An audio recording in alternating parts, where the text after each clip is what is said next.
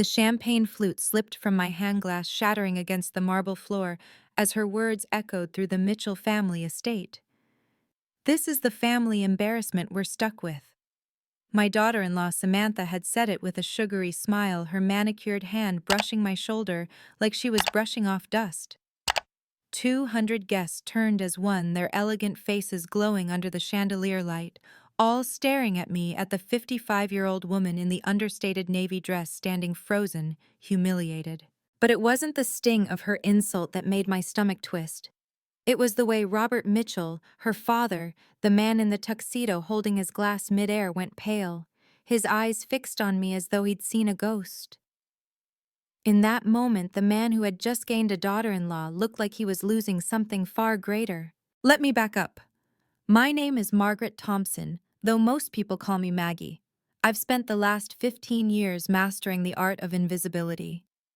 Not literal invisibility, of course, just the kind that comes from living modestly, strategically blending in, never drawing too much attention. It suited me. It protected me. And it prepared me for what was coming, though I didn't know it then.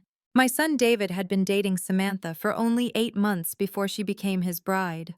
I had met her twice at polite dinners, where her questions about my life felt more like an interview than conversation.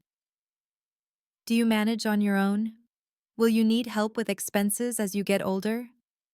She'd asked, her smile perfectly, practiced her curiosity a little too sharp. I'd brushed it off. Young women sometimes tested boundaries, but part of me wondered even then if she was probing for more than just manners. The wedding itself was dazzling, I'll give them that. The Mitchell estate sprawled across 50 acres of Connecticut countryside, complete with a chapel, manicured gardens, and more flowers than I'd ever seen outside a greenhouse. Samantha floated down the aisle in a gown that cost more than most people's yearly salary, while David, my boy, my only child, looked happier than I'd seen him since his father died. That smile alone made me swallow my reservations, if only for a day. I had chosen my dress carefully, navy blue, simple but elegant.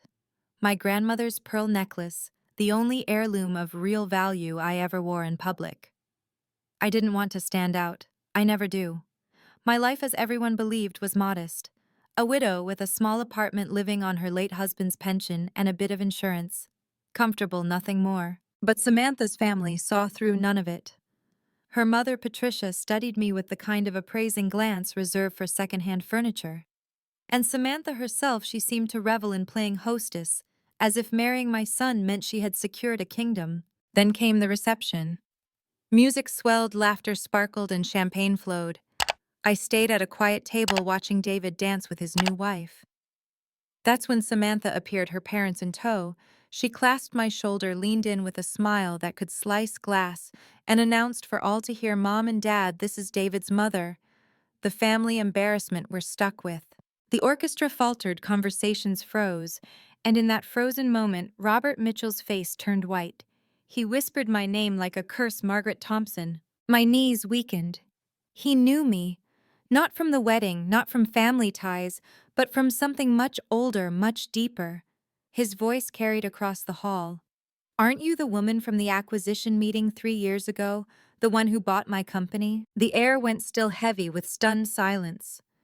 Patricia's jeweled hand flew to her throat. Samantha's smug grin faltered, confusion flooding her perfect features. And I, standing there in my modest pearls, knew my 15 carefully guarded years of privacy were crumbling. Because Robert was right. I was that woman. The quiet investor behind the boardroom table. The one who had rescued Mitchell Holdings from the ruin Robert's greed had brought upon it. The anonymous figure with the shell company and the lawyers who never spoke my name. I had been invisible then too. And that invisibility had cost me nothing until now. My mind raced as the pieces fell together. For years, Samantha had looked at me with thinly veiled disdain, assuming I was poor, dependent, expendable. She didn't know about Tom's patent, the sale that had given us $22 million back in 2012. She didn't know how my late husband and I had invested carefully and steadily, until that $22 million grew to $800 million. She didn't know that while she and her family flaunted their wealth in jewels and cars, I had been building empires behind closed doors. But Robert knew. He had seen me once before in that boardroom when his company was slipping through his fingers. He hadn't looked twice at me then, assuming I was just a wife tagging along. But now he recognized me not as an embarrassment, but as the woman who controlled his family's fate. Samantha's voice faltered, her smirk crumbling. She looked from her father to me, the realization dawning like a storm cloud forming overhead. And for the first time all evening, I let her see it, the faintest flicker of a smile, calm and sharp as a blade. Because Samantha had no idea what she had just unleashed. Robert's words still rang in the silence of the reception hall, echoing louder than the shattered glass at my feet. The woman who bought my company. Heads turned, whispers swelled. Suddenly, every pair of eyes that once skimmed over me now clung to my face, searching for the truth hidden beneath my quiet exterior. Samantha's grip on my shoulder loosened her manicured nails, retracting as if she had touched fire. "That's impossible," she whispered, her voice quivering, though she tried to mask it with a laugh. She's just David's mother. She lives in some little apartment." Robert's gaze cut into her like a blade.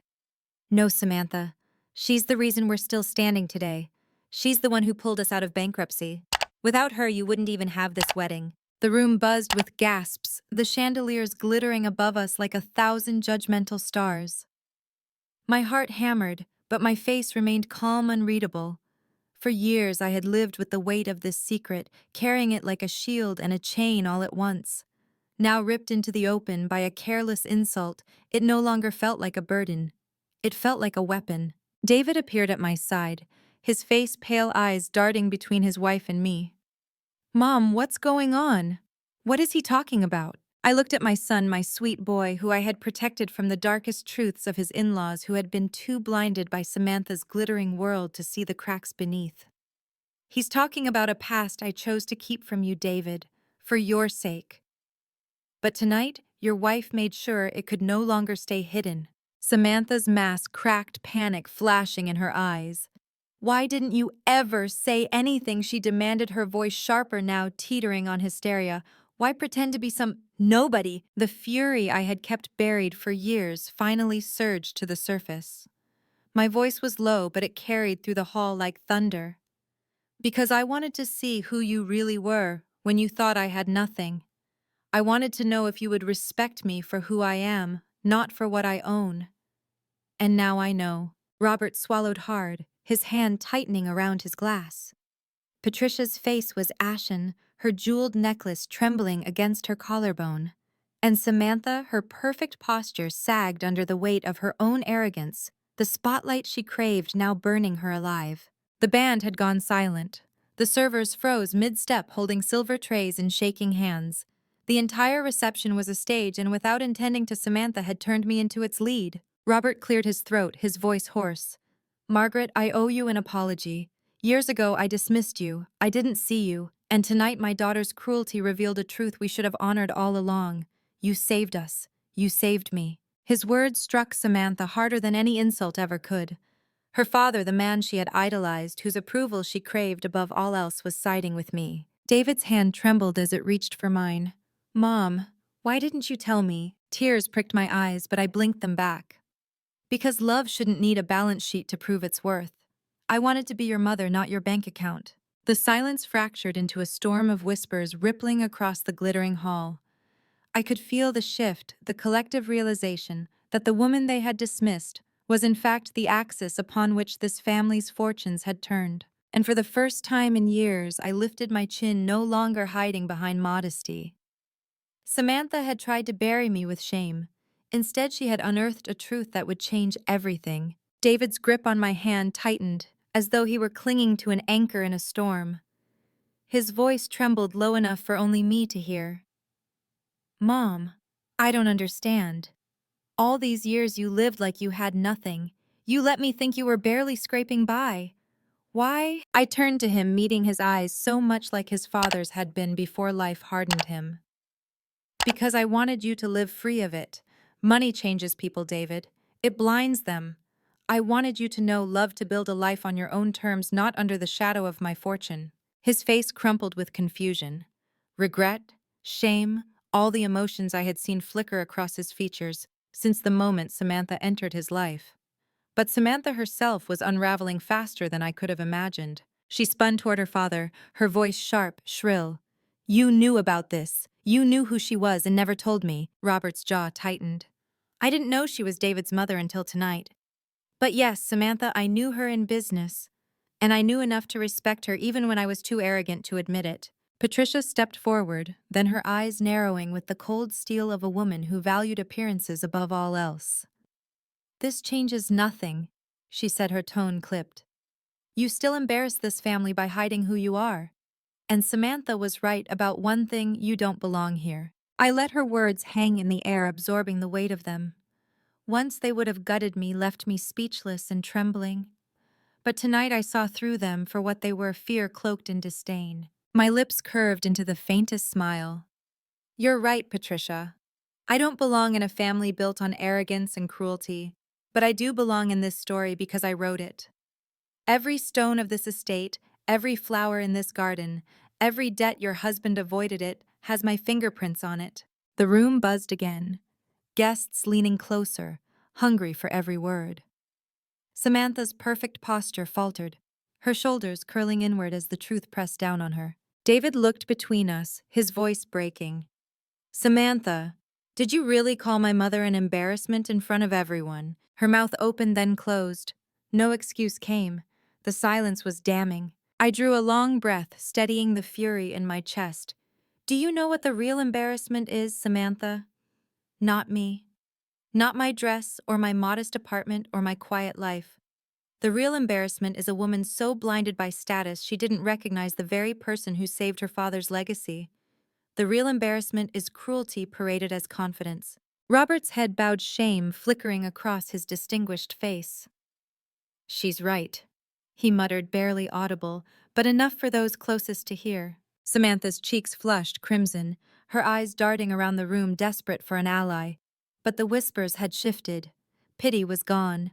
Condemnation swirled.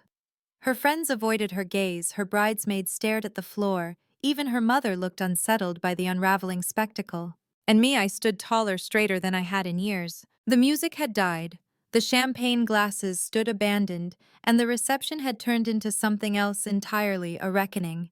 And for the first time, I wasn't the invisible widow on the edge of the crowd. I was the center, the truth exposed, the quiet power no one could deny. Samantha's lips trembled, her voice cracking. "You're ruining my wedding." I met her gaze evenly. "No, Samantha. You ruined it the moment you called me an embarrassment. All I've done tonight is show the truth you tried to bury." Samantha's face twisted as if my words had slapped her. For a moment she stood frozen, her veil trembling slightly from the draft that swept through the great hall. Then, like a cornered animal, she lashed out. "You've been lying to us all this time, pretending to be poor, to be some nobody. You humiliated me in front of my friends, in front of everyone." I didn't flinch. My voice stayed calm, measured.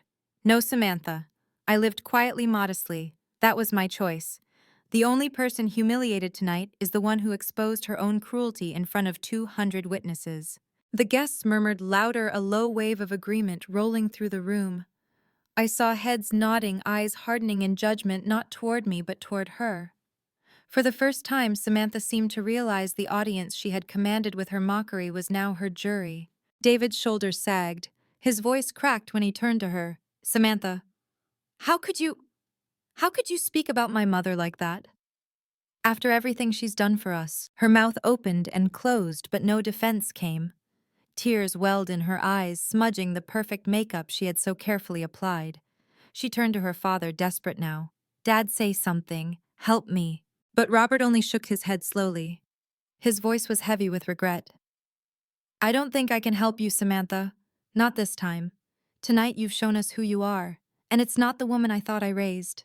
The silence that followed was heavier than stone. Samantha's sob broke it sharp and ugly as she stumbled back a step, her gown dragging across the floor like a shroud. Patricia reached for her, whispering frantic reassurances, but even she looked shaken, her perfect mask cracking under the weight of truth. I looked at David, whose eyes brimmed with both anger and shame. Son, I said softly, I didn't want this. I never wanted to overshadow your day, but some things can't stay hidden forever, and tonight the truth found its way out. His lips trembled. Why didn't you trust me enough to tell me? Because I wanted you to love me for me, I answered. Not for the size of my bank account. Not for the power I held quietly behind closed doors. I wanted you to see me as your mother, not as a name on a deed or a balance sheet. He swallowed hard guilt written across every line of his face. And in that moment, I saw the boy he used to be, the boy who clung to my hand when he was scared, who once whispered, "Don't ever leave me, Mom." Samantha fled the room, then tears streaking down her cheeks, her gown billowing like smoke as the doors slammed behind her. The orchestra shuffled nervously, the guests whispering louder, now torn between pity and schadenfreude. But me, I stood taller than ever before. I had been dragged into the light against my will, stripped bare by cruelty. And instead of crumbling, I had risen. As I turned toward the crowd, I could feel the weight of their eyes on me, not mocking now, not dismissive. Respect, wariness, recognition. I lifted my chin, my voice steady, almost serene. I may have been called an embarrassment tonight, but the only true embarrassment, I said, letting the silence stretch, is when arrogance blinds us to the value of the people standing right in front of us. The chandeliers sparkled brighter as though the very walls of the Mitchell estate had been waiting years for those words to be spoken. A hush spread across the hall as my words settled like dust after a storm. For the first time that evening, I felt no tremor in my chest, no fear of judgment. I had endured humiliation, lies, and silence for years. Tonight, in the very place they tried to erase me, I had finally reclaimed my voice. Robert stepped forward, glass still in his hand, his posture heavy with the weight of recognition. "Margaret," he said, his voice low, but carrying, "you deserve respect far more than what my daughter showed you tonight. If not for you, my company, my reputation would have vanished, and perhaps this entire wedding would not even exist."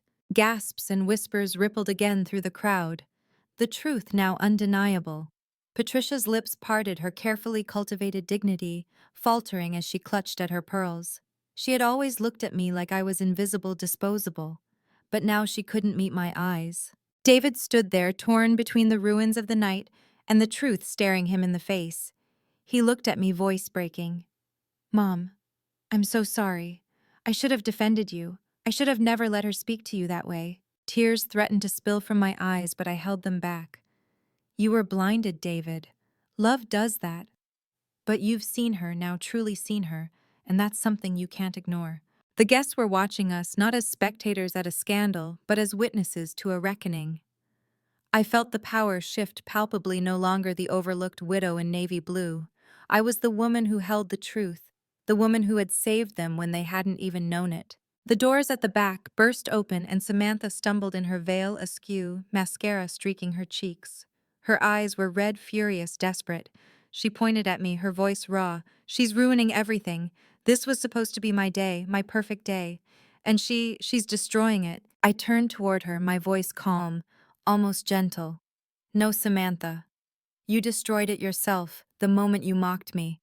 A wedding is supposed to be about love, respect, family. And tonight you showed the world none of those things." Her father's voice cut in, heavy with finality. "Enough, Samantha.